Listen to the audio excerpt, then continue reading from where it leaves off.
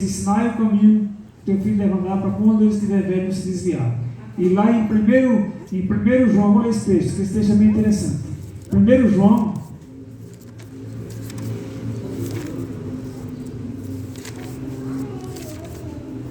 já fica bem pertinho de Apocalipse. 1 João, capítulo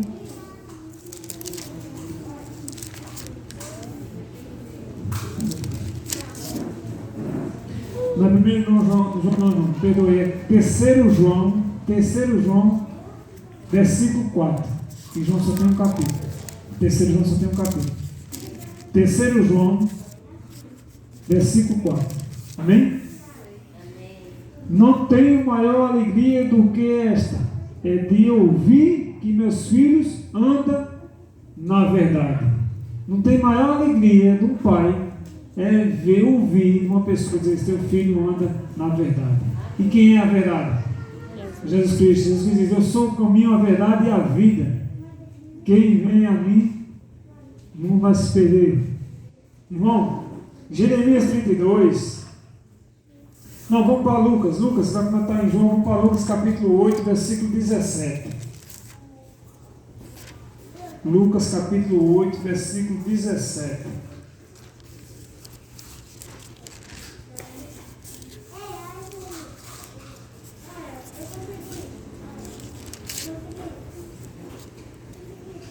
Amém? Diz assim, Lucas capítulo 8, versículo 17, diz assim: nada há oculto que não haja de manifestar-se, nem escondido que não venha a ser conhecido e revelado. Não tem nada.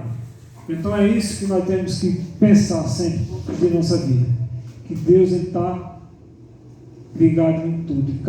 Cada palavra que nós faz, cada gesto que nós faz, vai estar tudo registrado. Tudo vai estar registrado num livro memorial.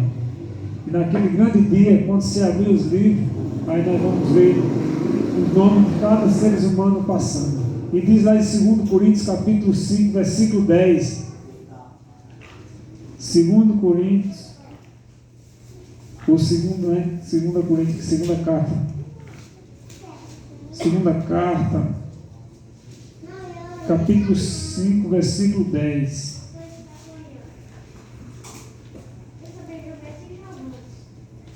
Amém?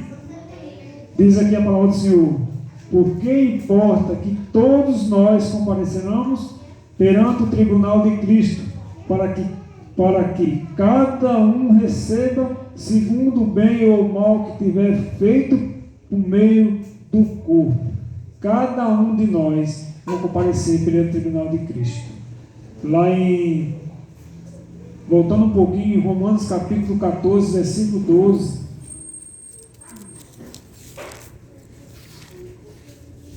Romanos capítulo 14, versículo 12, diz assim a palavra do Senhor: assim, pois, cada um de nós dará conta de si mesmo a Deus.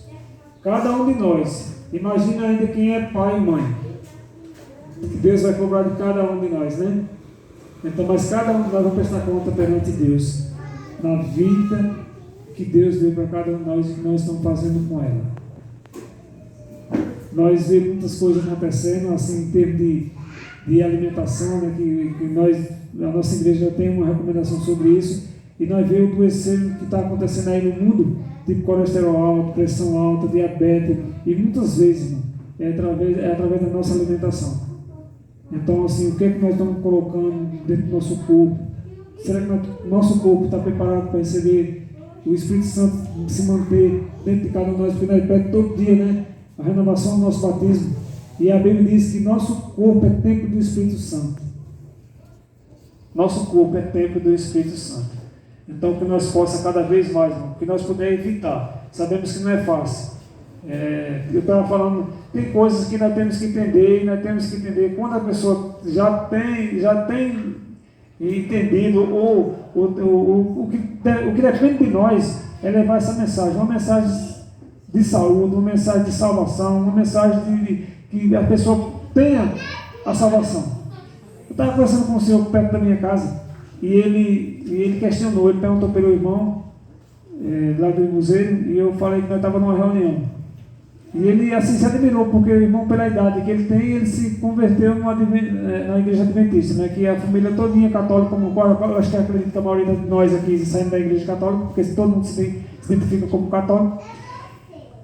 E ele disse, mas rapaz, vocês guardam o sábado. Aí eu comecei a falar, eu disse, olha, veja só, o senhor já está com mais de 60 anos, não é fácil, né, pregar, de falar para o senhor, mas nós temos que falar sobre isso aí.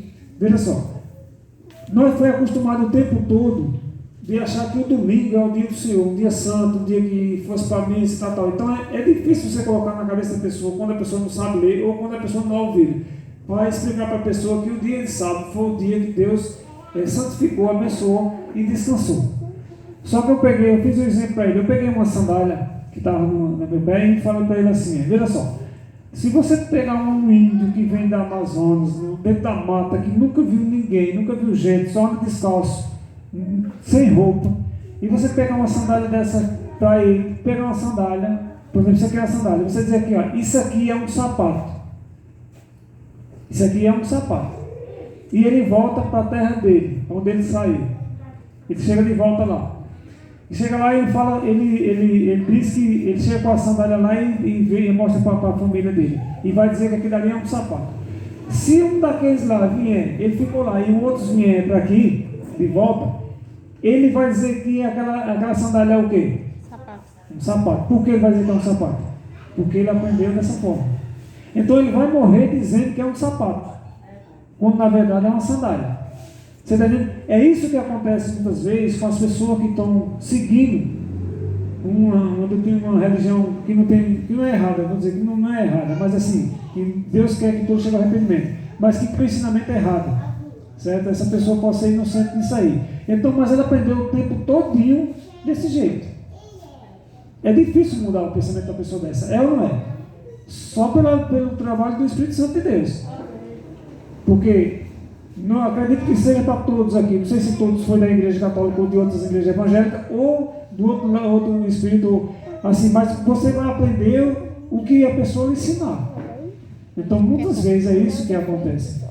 As pessoas estão verdadeiramente erradas, feito Paulo. Paulo foi um exemplo disso aí. Paulo era uma pessoa que perseguia e matava os cristãos. Né? Depois ele se converteu. Quando ele vai, ele pede a autorização. Quando eles matam, ele praticamente ajuda a matar Estevão. Pede uma carta de liberação para ele ir para Damasco. Quando ele chega no caminho, ele cai e já cai cego. Deus ouve a voz de Jesus: Paulo, Paulo, por que tu me persegue? Ele diz: quem és tu? Ele diz: eu sou Jesus Cristo, aquele que tu persegue. E ele, naquele momento, ele se converte. Irmão, um homem sinceramente errado, um homem que defendia a religião dele, defendia a crença dele, mas ele era um homem sincero. É isso que Deus vai ver nas pessoas no final da história. Antes da volta de Cristo, pessoas sinceras vão se converter na nossa igreja. Amém? Pessoas sinceras, porque Deus vai julgar as pessoas de acordo com a luz que recebeu. Agora, o perigo aqui, que nós vamos estudar daqui a pouco, quando nós lemos lá em Malaquias capítulo 1, e você vai ver que Deus, a sentença que Deus dá para aquele irmão, a sentença pronunciada para aquele povo, porque aquele pessoal ali ele conhecia. Irmão, é um perigo, muitas vezes, é um perigo você conhecer uma verdade e viver uma mentira. Acho que foi nessa lição de hoje, no capítulo 21, que fala sobre isso aí. Deixa eu ver se está aqui nesse livro. Eu acredito que foi nesse de hoje, que diz assim.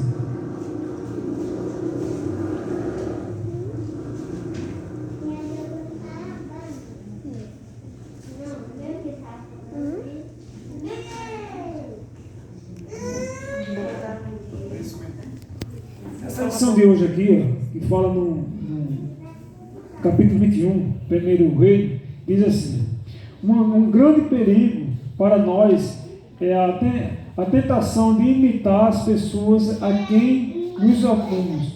Muitas vezes queremos ensinar valores corretos com atitude errada. Às vezes nós queremos ensinar a pessoa valores corretos com a nossa atitude errada, fazendo as coisas erradas. Como é que nós podemos? Tem pessoas que dizem: faça o que eu mando e não faça o que eu faço. Já viu essa frase? Então é isso aí, muitas vezes nós quer tentar, e diz aqui mais um. Queremos defender a verdade, indo às redes sociais fazendo acusações e queremos mudança profunda com retaliações. Isso pode até ser estimulados no conturbados ambiente social em que vivemos, mas precisamos olhar para a palavra de Deus e entender melhor. Não adianta nós querer alguma situação resolver jogando na rede social alguma coisa. E não adianta nós querer ensinar uma verdade e viver uma mentira. Eu já vi muitas pessoas, muitos pregadores falando sobre isso. Nós temos a verdade e vivem com a verdade como sendo uma mentira, parecendo ser uma mentira. Os outros veem uma mentira e com fervor, com uma forma de falar que parece que é uma verdade. Existem pessoas, irmão, que conseguem criar uma mentira na cabeça e afirmar essa mentira, que se você consegue entender que aquela pessoa está falando uma verdade, ele tem tanta convicção, tanta certeza, tão firmeza no que fala, que você diz, isso é uma verdade, isso não tem como ser mentira não. E nós vemos muito disso aí pela rua que nós vemos. Pessoas falando, você diz, não, esse cara não fala mentira de jeito nenhum. O cara que está falando, dizendo que ele está falando a mentira, que mentiroso é ele. Né? Eu conheci pessoas, irmão, que compravam fiado e ainda levavam dinheiro. Levavam seu dinheiro ainda. Por quê? Comprava, dizia, olha, eu estou com dinheiro aí no banco e vou tirar o dinheiro lá em Caruaru, lá em Cupira. Empresta primeiro R$10 o dia da passagem. E você vai lá e tira dinheiro e empresta R$10. O cara tem tanta lábia, tanta conversa que você consegue fazer isso. O cara consegue fazer isso com você. E você diz, mas eu não vendo. Não, mas eu vou buscar o dinheiro ali. E eu estava vendo ontem, um testemunho de um cidadão fazendo uma compra pelo esse Mercado Livre, que é um... E colocou um por trás, não sei se foi o Mercado Livre, foi um negócio que vende aí também. E o cara quase que perde o carro dele. Quase que ele vende o carro. Dessa forma. O cara colocou uma pessoa, só que o cara que foi lá, ele disse, olha, eu estou com um sócio. Ele disse assim, eu tenho um sócio. E eu me desliguei dele, da empresa. E eu estou querendo comprar um carro, e o carro que eu estou querendo comprar, por telefone, eu estou querendo comprar um carro desse seu. Agora ele vai ver o carro, porque o carro é para ele, o carro não é para mim. Só que você não fala o valor do carro para ele. Você fala que mostra o carro todinho para ele. E o cara foi lá e olhou o carro. Olhou o carro todinho, agradou do carro e ligou para ele dizendo que agradou do carro. Ele disse, pronto, vamos fechar o negócio. Só que os dois foram para o cartório para datar o recibo. Quando chegou ele disse, eu não vou datar o recibo enquanto eu não receber nada. Eu tenho que receber, tem que você depositar o dinheiro na minha conta, para o meu gerente confirmar que o dinheiro caiu na minha conta. Aí depois ele desconfiou, ele fechou o cartório, e ele não tinha ligado para ele. Aí depois ele perguntou para o rapaz, você conhece o rapaz que você está comprando um carro? Ele disse, eu não conheço, não, eu vi ele assim, não conheço ele não, só que eu comprei esse carro por telefone, e já depositei 11 mil na conta dele. E ele disse, como é que ele falou, mas vou para a delegacia agora. Como é que um carro que vale 30 mil, você vai comprar por 11 mil? Aí ele disse, depositou. Então ele ia conseguir pegar os 11 mil do cara e ainda passar o nome, ia pegar o carro ia passar o carro, por o nome desse rapaz, ele ia atrás desse cara e ainda pegar esse carro, por causa do valor. Então você vê que mundo nós estamos vivendo hoje. Você está vendo como é que é as coisas? Então, é isso que nós temos que entender. Nós temos a verdade, e nós estamos vivendo essa verdade do vinho com a verdade que nós temos. E as pessoas acham que é uma mentira, como nós falamos. E as pessoas estão vivendo uma mentira como fosse uma verdade. Irmão, nós temos que despertar nisso, né? Vamos lá para Malaquias agora, capítulo 1.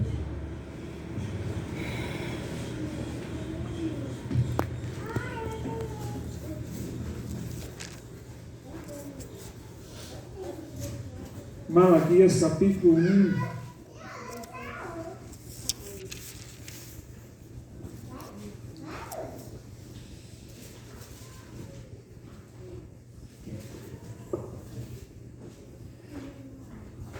Irmão, o livro de Malaquias, eu vou só explicar um pouquinho sobre Malaquias, assim, sobre esse livro aí.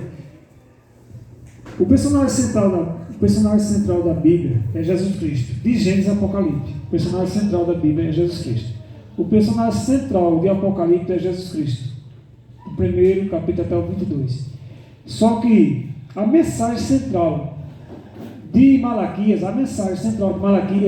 é uma sentença, é uma punição. Do capítulo 1, versículo 1 até o 5, ele vem falando sobre uma sentença contra o povo, certo?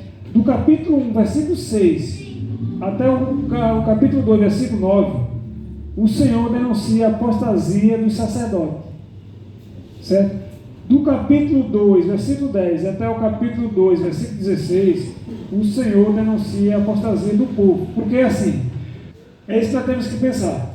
Onde o sacerdote é uma liderança, principalmente naquele tempo de Malaquias, e é o que acontece hoje.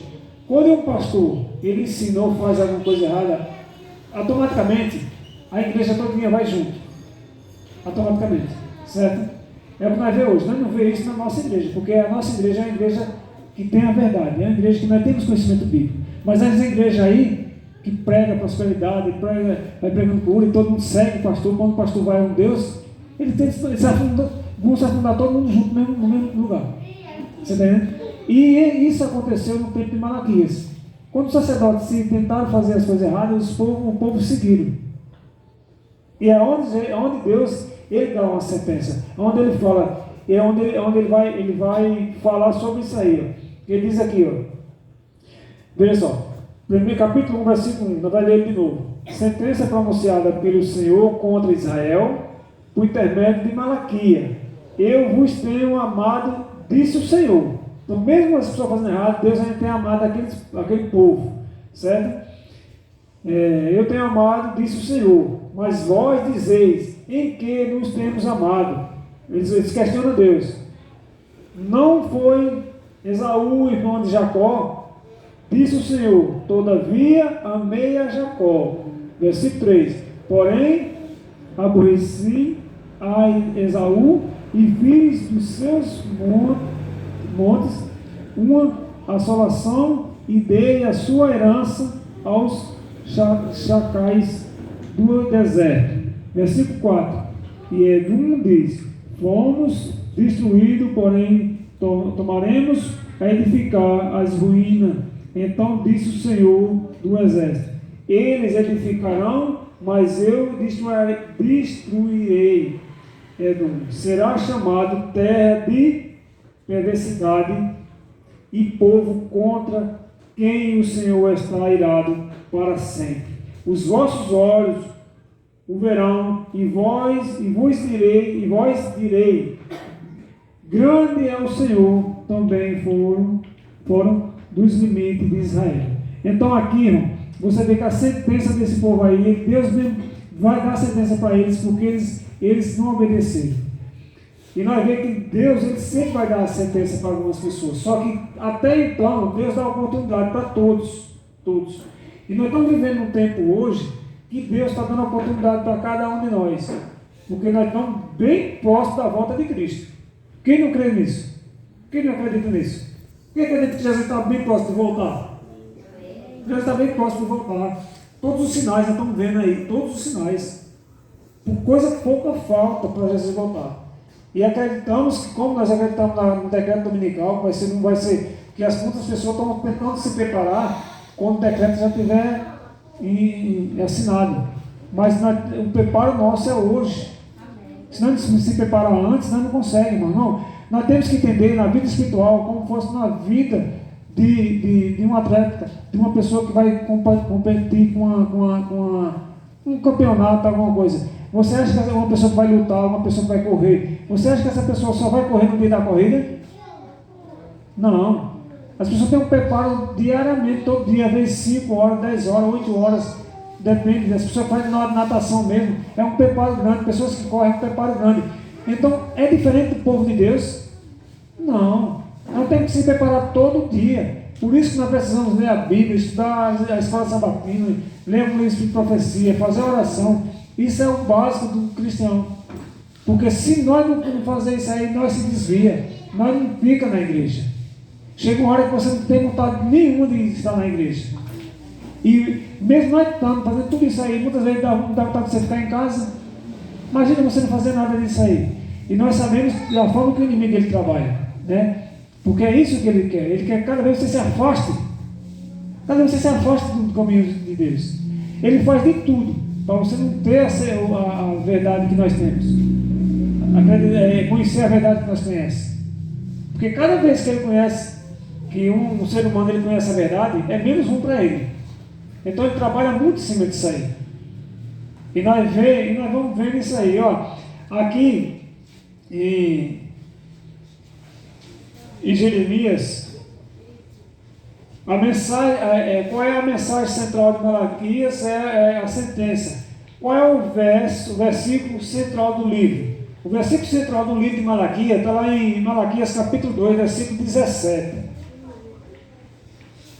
Que diz assim: enfadais o Senhor com as vossas palavras, e ainda dizei em que os fardamos, nisso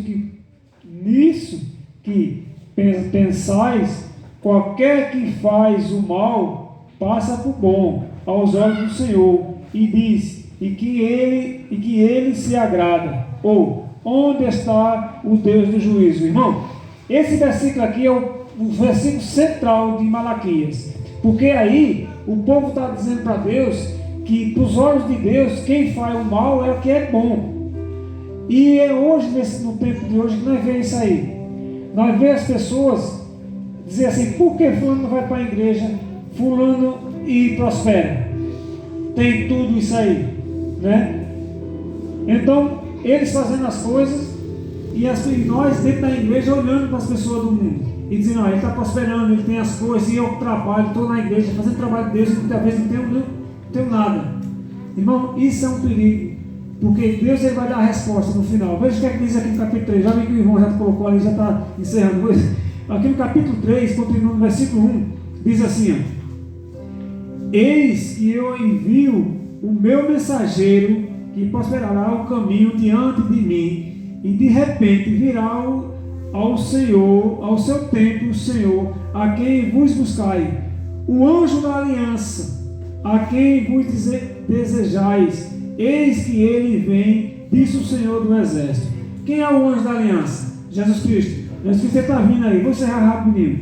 Jesus Cristo já está voltando aí, diz aqui no versículo 2: mas quem poderá suportar o dia da sua vida? E quem poderá substituir quando ele aparecer? Porque ele é como fogo do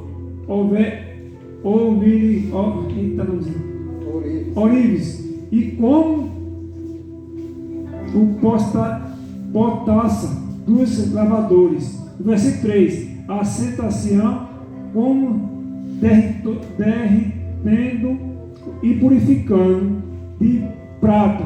Purificarás os filhos de Levi, os refinará como ouro e como prata. Eles, agora aqui a minha Bíblia está riscada, não estou nem vendo. Leia aí, irmão Josilei, termina esse versículo aí, que o meu está riscado aqui com caneta. Eles, versículo 3: a sentação como redentor e purificarão Orives, e como potaça dos lavandeiros, a sentação como derredor e purificador de prata, e eles purificará os filhos de Levi, e os refinará com ouro e com prata. Eles trarão ao Senhor justas ofertas. Pronto, obrigado. Então aí a sentença, eles perguntam ainda: mas quando vier o grande dia, Deus vai separar quem? Os bons dos maus, não é isso?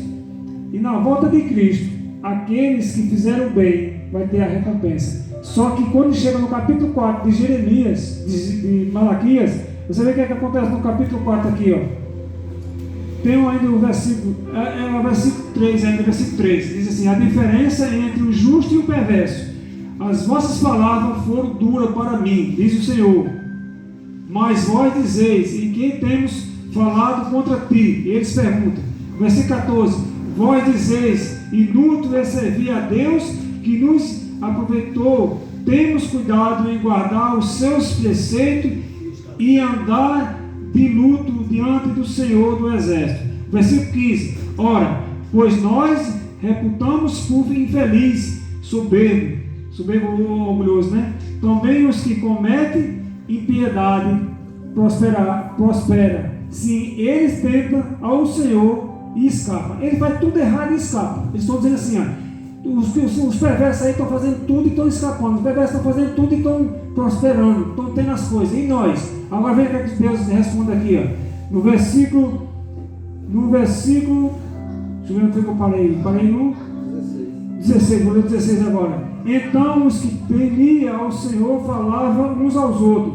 O Senhor atentava e ouvia. Havia um memorial escrito diante deles, para os que temam ao Senhor e para os que se lembrem do seu nome. Eles serão para mim particular tesouro naquele dia que prosperarei. Disse o Senhor do Exército: poupá-lo-ei como um homem poupa o seu filho que o serve. Então verei outra vez a diferença entre o justo e o perverso, entre o que serve a Deus e o que não serve. Irmão, aí entra o juiz. Aí no capítulo 4 nós vamos ver o juiz de Deus, que ele vai destruir o mal pela raiz, que não vai sobrar nem a raiz. Então, nunca, irmão, olhe para uma pessoa que está aí no mundo prosperando e dizer assim: ele prospera e eu aqui não faço nada. Os olhos de Deus, ninguém se esconde de Deus. Ninguém se esconde de Deus. O que você fazer de bom e o que você fazer de mal, no final da história, está se concluindo isso aí, vai ser a recompensa de cada um. Então não tenha medo de continuar vivendo a vida que você vive dentro da igreja. Por mais que as coisas estejam dando errada, mas Deus está vendo, Deus está observando tudo isso na sua vida. Porque Deus é o Deus que vê tudo. Amém? Então não fique olhando para as pessoas aí e dizer assim: Deus, cadê Deus? Que eles prosperam, ele está escapando, está tendo resultado. Irmão, a conta vem para todos nós. Não pense que não vem, não. Vem. Às vezes as pessoas ficam pensando assim: mas fulano está fazendo, não está. Irmão, você vê que as pessoas que fazem mal, rouba, o tempo de vida é pouco, porque eles estão plantando e já tem que colher. Ninguém planta milho e colhe feijão.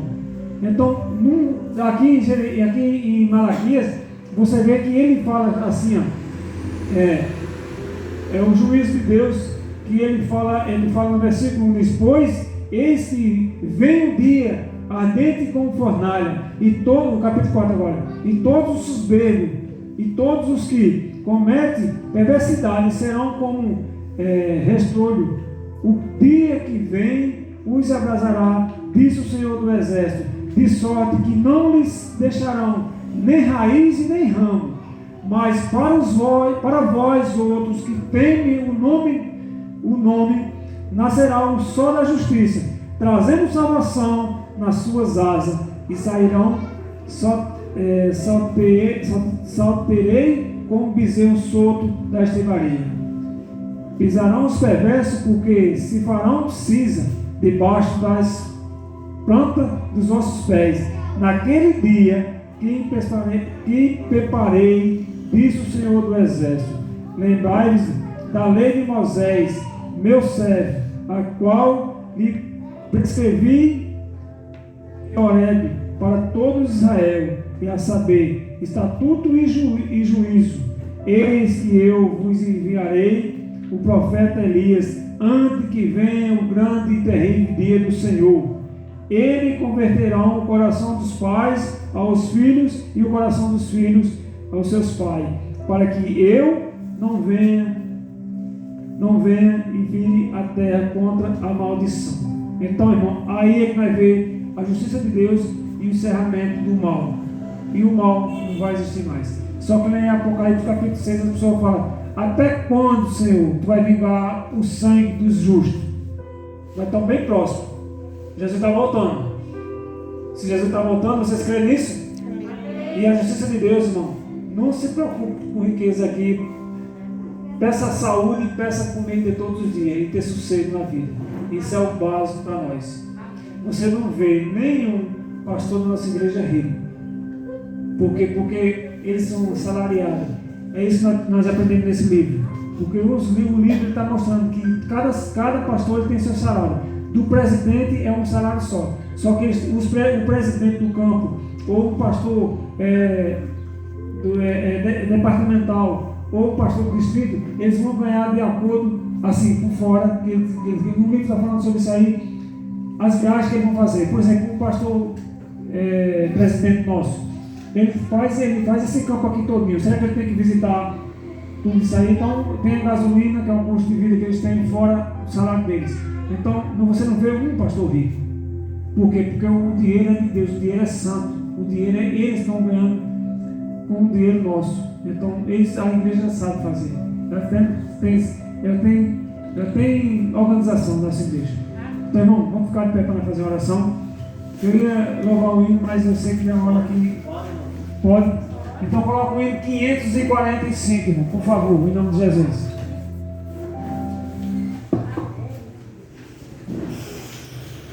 Irmão, eles querem louvar esse hino, irmão.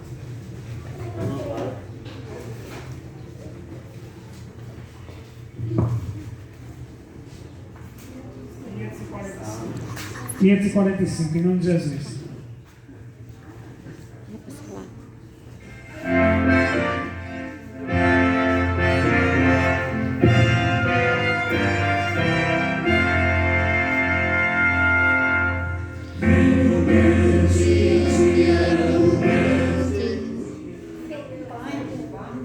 Pode deixar então. Mas pode deixar tocando, né? Pode ser.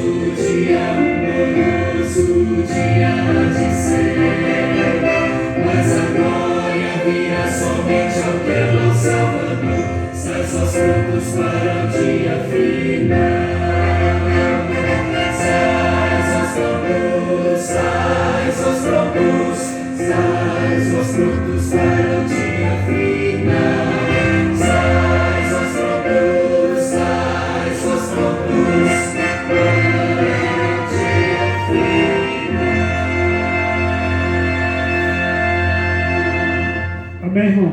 Amém. Vamos ficar de joelho aqueles que puderem para fazer uma oração? Oremos.